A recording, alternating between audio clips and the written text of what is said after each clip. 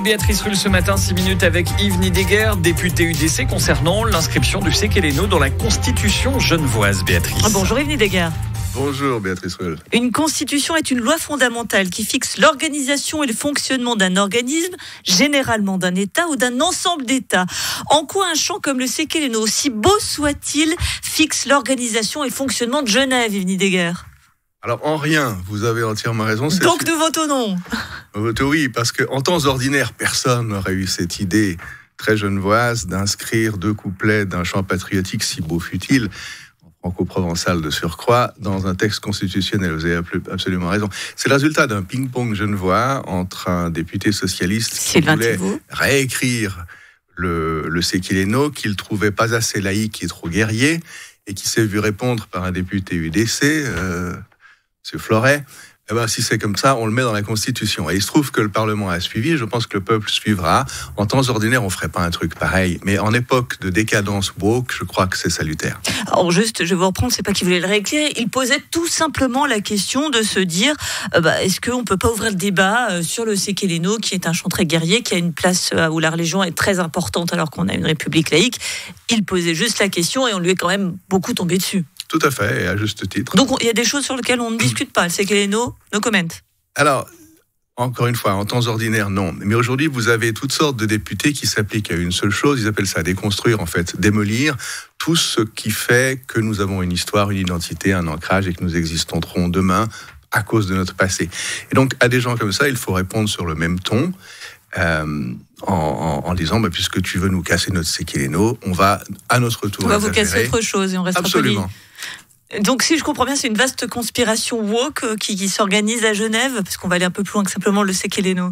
Alors, c'est le début d'une réaction. Vous aurez remarqué que les gens en ont eu marre de ces wokistes dégénérés, qu'ils ont voté plutôt pour la droite. Ils sont donc tous de gauche, les wokistes ? Assez généralement, oui, parce que le wokisme n'est rien d'autre qu'une réactualisation pour ignorants de ce que fut le marxisme. À l'époque, on se battait, on appelait ça le grand capital, aujourd'hui on appelle ça le grand patriarcat. C'est pas mal, ça fait 100 ans qu'on fête la mort de Lénine, c'est tout à fait mais au fond, c'est un peu la même chose, ça mènera au même bilan mortifère. Et puis la guerre des sexes, vous savez, Confucius disait, si tu veux te venger, creuse 2 tombes, une pour ton ennemi et l'autre pour toi. On a voulu lutter contre ce qu'on a appelé la masculinité toxique, on a créé le féminisme toxique, et à la fin, on va tous finir non-binaires. Donc, quand 2 borgnes s'entretripent, ça finit par 2 aveugles, et c'est complètement idiot. Pour en revenir au séqueléno, l'idée est de véritablement dire, on en a marre de ces dictates de gauche écervelés, et nous tenons à notre passé parce que nous voulons avoir un futur, et c'est ça, je crois, que diront les Genevois le 3 mars. Et si jamais les Genevois disent non, qu'est-ce que vous faites ? Vous quittez le canton ? Non, je ne quitterai pas le canton. Le peuple n'a pas toujours raison. Vous allez devenir raison. dégénéré, vous devez faire attention. Non, mais il est bon que le peuple ait le dernier mot. S'il fallait choisir entre le gouvernement, qui est généralement l'avant-garde éclairée de la dégénérescence, qui est chargé de montrer son destin prédestiné aux peuples aveugles et moins dégénérés que lui, je préfère que le peuple ait le dernier mot, quelle que soit la solution que le peuple choisisse. Mais dites-moi, alors à 7h35, vous nous dépeignez un monde pour les Genevois qui est fort sympathique. On va tous finir dégénérés. Pas que pour les Genevois. Il est dans l'ordre des choses que les civilisations très avancées s'autodétruisent. Vous n'entendez parler des Égyptiens, des Mayas ou d'autres encore que par les ruines qu'ils ont laissées.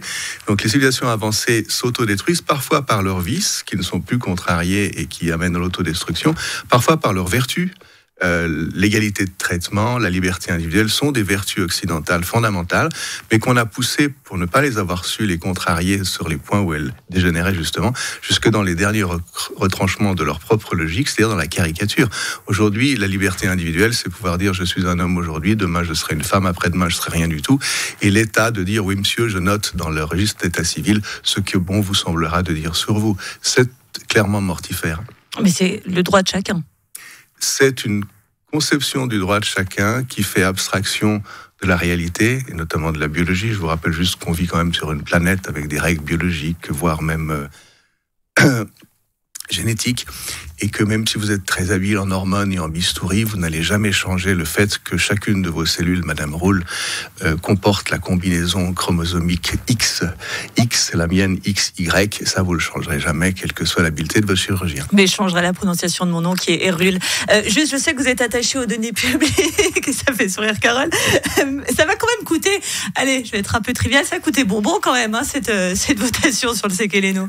Alors, toutes les votations coûtent bonbon, et si vous devez juger l'intelligence de la proposition faite au prix que ça coûte, vous ne feriez pratiquement plus jamais voter quiconque. Alors, ne jugeons pas l'intelligence, mais jugeons vos capacités vocales. Je résiste pas à l'envie de vous demander de nous le chanter, le début du séqueléno. Vous voyez les 68 strophes? Commencez juste par la première, parce que je vous avouerai qu'il nous reste 40 secondes et que les deux animateurs vont gentiment s'énerver si on fait plus. Je vous en prie. Vous voulez ça? Mais bien évidemment. Vous en prenez le risque. Je prends le risque. Séquéléno, le maître des bataillers, qui se moquait, se rit des canaillers, a ben fait vipéon descend donner, qu'il est Yvé, patron des Genevois. Voilà deux vilains mots, patron et Genevois. Yves Nidegger, mesdames et messieurs, député UDC, ténor à 16h. Vous pourrez retrouver peut-être Antigel qui démarre incessamment sous peu. Merci d'avoir été sur Radio Lac ce matin. Et le séqueléno, eh bien, le 3 mars, les Genevois décideront s'il faut ou pas l'inscrire dans la Constitution. Demain, nous recevons Sylvain Thébault. Tiens, je le ferai chanter également. Et je lui parlerai de sa conception de la dégénérescence. Demandez-lui le 68e alors. Pas de souci, je demanderai. Merci à vous.